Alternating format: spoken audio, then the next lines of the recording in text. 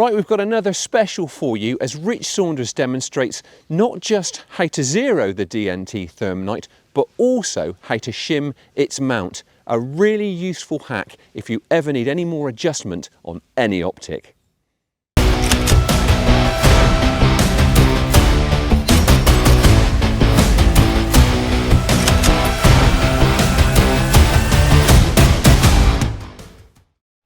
So I've popped down to Reading Air Target Shooting Club to zero the DNT Thermnight TNC225R multispectral scope. There's three different models in the Thermnight range now, and this is like the entry level version, which is, I think it's ideal for 12 foot-pound rifles in particular, and I've been using it for quite a while. This is actually a brand new one out of the box, so I'm going to be setting this up on this BRK Ghost. This is the carbine model. It's a 12 foot-pound 2.2 rifle, and now don't be put off by the fact that it has a regulator adjustment knob at the front here. This is a lone rifle from BRK, and that knob is just a dummy for press photograph use. Now what I do is I put the card out at 20 meters because this is going to be used for ratting, and I use a nice big piece of card so that I can see exactly where the shots are hitting. So what I'm going to do is I'm just going to take a few shots now just to see where the pellets are striking, and I'm going to switch on the record mode. Okay, so let's just take a few shots to see where the pellets are striking. Ooh. Right away I can see that they're hitting very low and right, I think. Let's take another one. Yeah, so the pellets are hitting there. So that's quite a bit low and a little bit right. Just take one more just to double check that.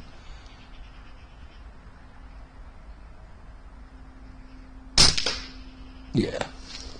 Well, the good news is it's three pellets through the same hole. Right, so to go, and to be perfectly honest, the zeroing function on the Thermnight is pretty much the same as most other digital scopes, to be perfectly honest. So once you get your head around the process, it's very simple and straightforward. So on the Thermnight, you need to press and hold down the settings button to bring up the main menu, then go down to the zero function and do a right hand press to open it up. Now you can see there that you've got a digital, the digital function, which is a daylight color mode, is lit up in blue. That's the same mode as for IR, but if I change that, then you can see that changes into thermal. I've got the cap on the thermal, so that's not going to work too well, but we're going to focus on digital. Now the one thing is that you will have to go through this process separately to zero the thermal mode as well. Exactly the same process, but we're just going to concentrate on digital today. So there are 5 different profiles there, so we're going to go into A. So you can see that the X value, which is, I think, is windage, and the Y value, which is elevation, are both on 0, and I'm on a red coloured scope. I'll show you that. A red colour reticle, you get black, yellow, green, red, and I'm also on reticle style number 1, and there's 2, 3, 4, 5 different modes for that. I think actually we'll go into one that's quite clean.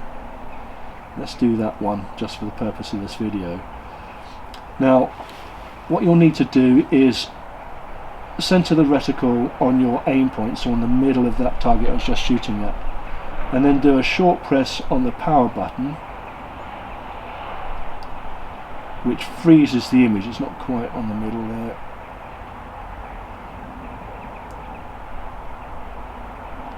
Right, so now I've frozen that reticle on the aim point, and you can move the gun around as much as you like and the image will stay stable. So use the right hand button to go across to the X value, and then you'll need to use the up and down to track the, so as it turns out X is windage, not elevation. So just track that across until you're roughly in line with where the pellets are hitting. Go across to Y and then take that down. If you hold it down, it will sort of jump along a lot quicker. So keep going down, keep going down, keep going down. No, I've run into a slight issue here so the elevation now is maxed out in terms of the depression. I can't go any lower than that. So let's just go across to X and just take that in line.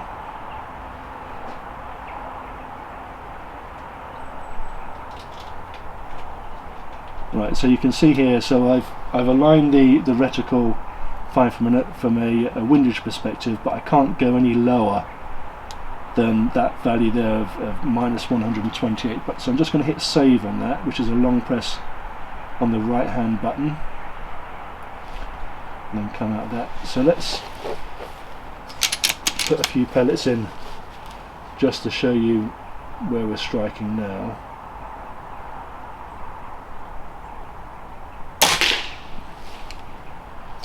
So that's hitting me that little bit of tape on the bottom of the target there.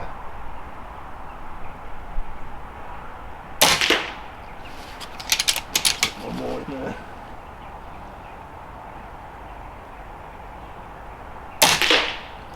So you can see now that we've got a little bit of problem, as much as I can't get any higher than that setting there. So it's still about, what, about 1.5 inches, 2 inches low. So what I'm going to have to do now is shim the scope. Now it's something that you quite often have to do actually with rifles that have MOA built into the scope rail. And I've had one of these scopes on an FX DRS, which goes kind of straight onto the rail with no issues at all.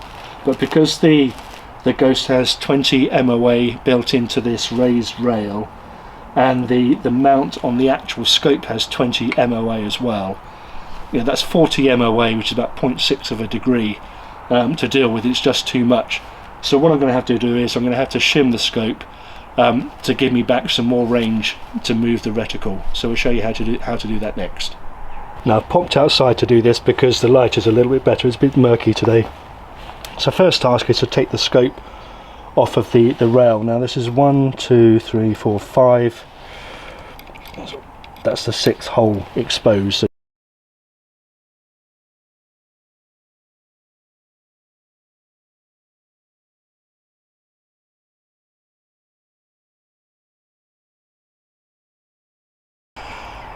So with the mount taken off of the rifle, next thing to do is to separate this mount from the actual scope. So it's just a case of undoing these Allen screws in the bottom here.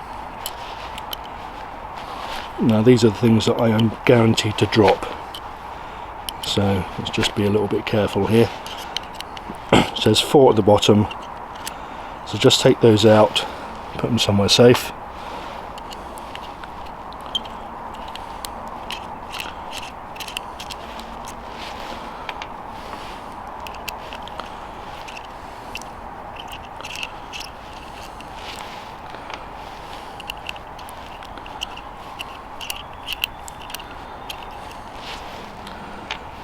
So 4 screws removed, and then this mount just basically separates from the bottom of the scope.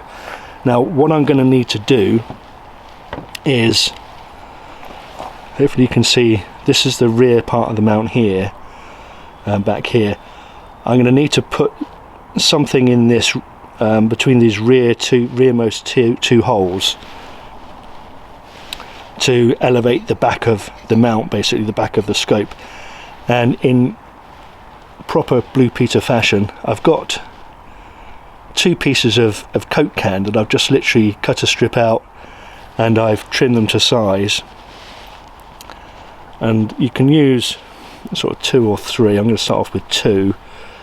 You don't want to go too mad to raise it up too much. So hopefully you can see now I've got those 2 little squares of Coke can that just fit between those holes. And then this is the tricky piece, because you've now got to screw the scope back onto the mount without moving those little bits of Coke can. So let's try and do that without making a mess of it. So just going to pop those screws back in again.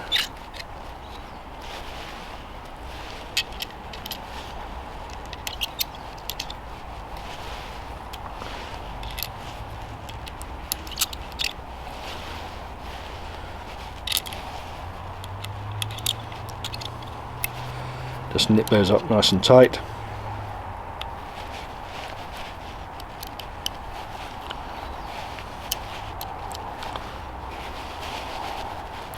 Now you can obviously get an adjustable mount, an Eagle Vision do some adjustable mounts that will do this for you, but they're going to cost you a few quid more, and this will do the job just as effectively. So right now, with the mount, the scope back on the mount, our pieces of metal are about there inside the mount, between the mount and the scope. So I'm going to pop this back on the rifle now, and hopefully that will have addressed the problem. Okay, so we've now shimmed that back part of the scope, so I'm going to shoot another group now and just see where we're hitting now. I'm hoping it's going to be landing a little bit high, because that will give us the ability to dial in some more adjustment now. We'll see how we get on. Right, let's start filming. Right, same target then. So that was our first group down there, and then we dialed in as much adjustment as we could get on the scope. We were hitting there. So let's see where we're going to go now. Ah, good. Excellent. So as you can see now,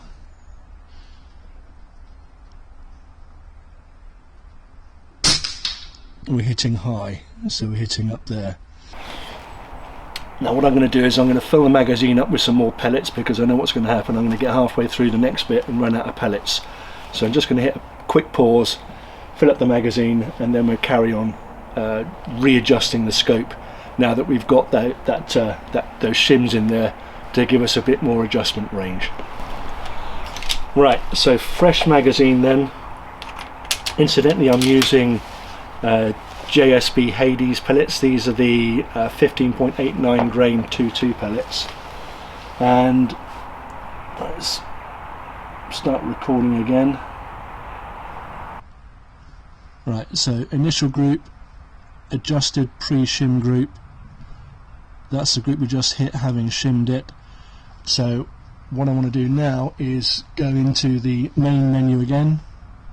So long press on the main settings button, go down to the zeroing function, right hand press to take you to that function, and then I go across to the X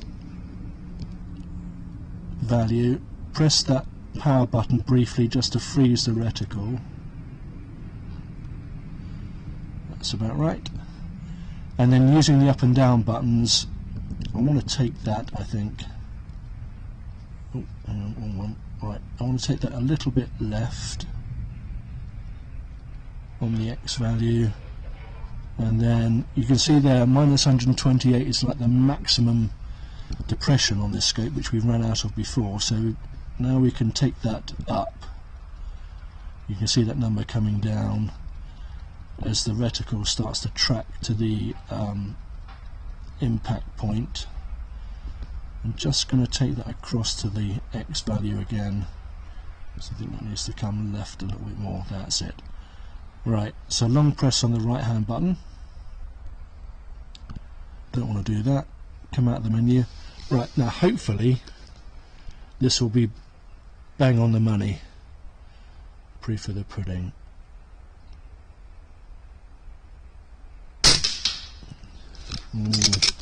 Not quite. We're getting there. Try another one.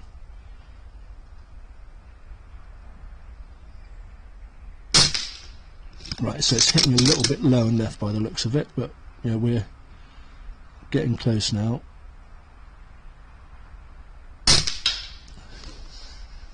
So I'm going to make another adjustment, I think.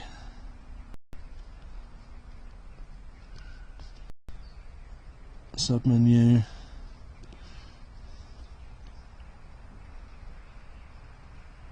freeze that.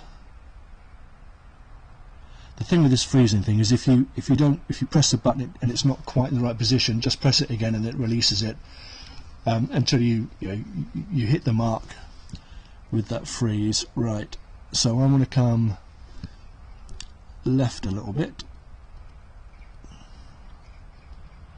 You can see that X value moving, and then I want to come across the Y value, take that down a couple as well.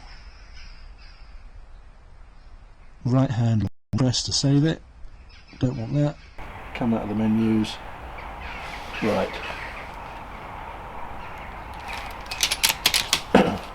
This will be the one then, hopefully.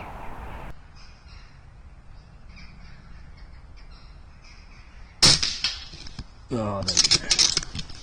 Let's try a fresh target now and make sure we're on there properly.